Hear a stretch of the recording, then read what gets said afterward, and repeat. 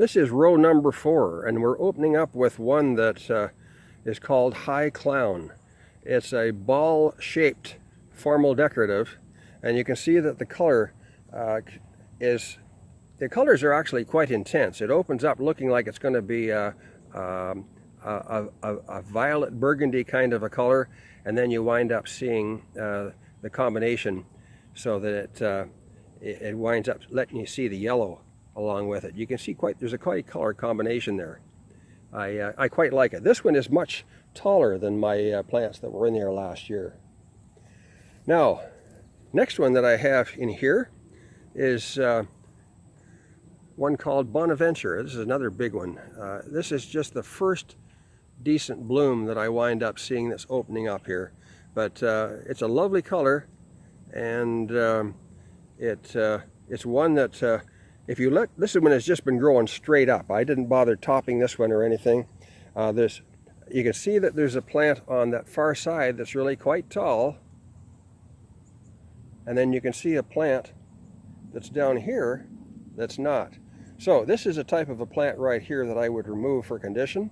It doesn't look unhealthy, but it doesn't look very energetic either. Here's another Bonaventure that's just starting to come out here. I really quite like this particular one.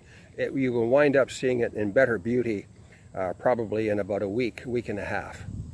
And I see I actually missed a weed on here. I got a south thistle that's coming up here, which is not going to be allowed to flower, I'm afraid. Not many weeds left out here, but that's one of them. This one that I got maybe 3 years ago is called AC Fancy, and I have had lots of requests for this one. It somewhat reminds me of Santa Claus. I got rid of Santa Claus as a bicolor, stellar, or whatever it was, because it would never keep its color characteristics. It would all go back to orange and red, and I'd lose the white and red startling nature to it. And but this one is very color fast. It's about 4 foot high most of the time, and it does a fine job.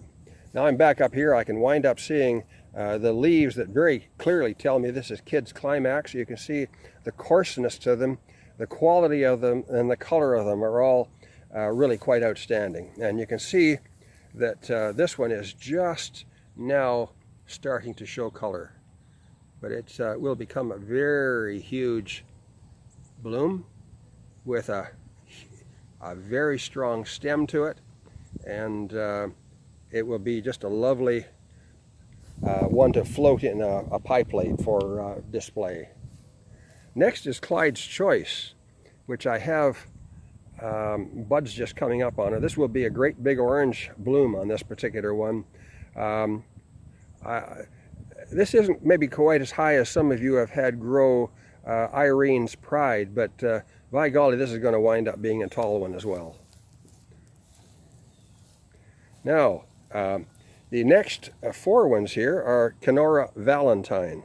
I'm not quite sure if those ones that I sent down to Hamilton are doing well. I can't tell. Anyway, I've got 4 here that are doing well enough. One's actually a little bit short, but it looks quite happy to be growing.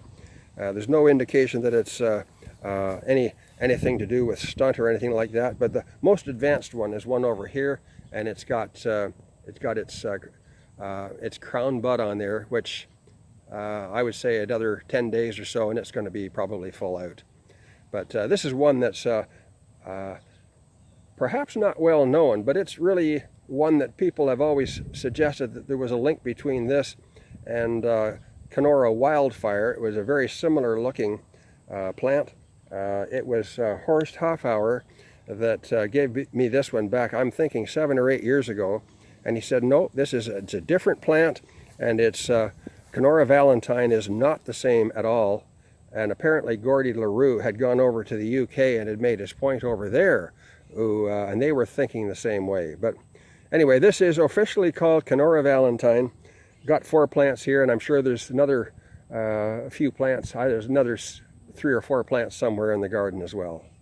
Now you've already seen AC Fancy.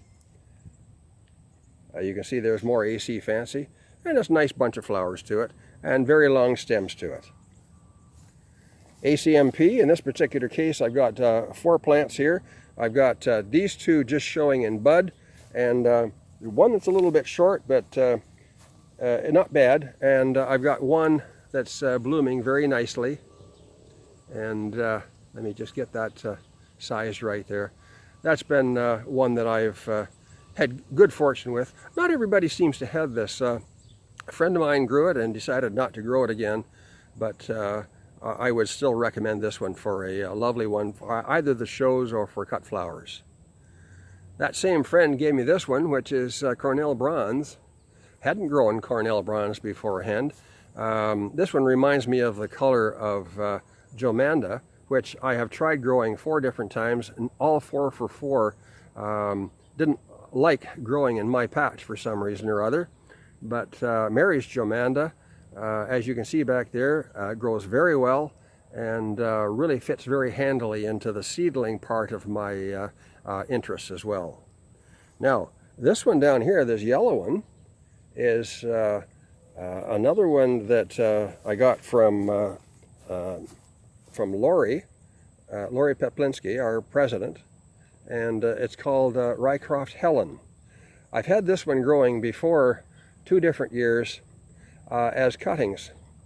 I'll be looking forward to seeing whether or not this year produces better in the way of tubers. I don't know what its normal habit is for tubers, but what I got out of the ground was more roots than what it was tubers, and it didn't afford me a chance to get another one growing, but this is a replacement, and I'm really hoping for the best on this one.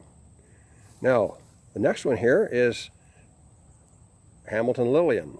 This is one that Glenn Hamilton produced many, many years ago and named it after his wife Lillian, and they're both gone now.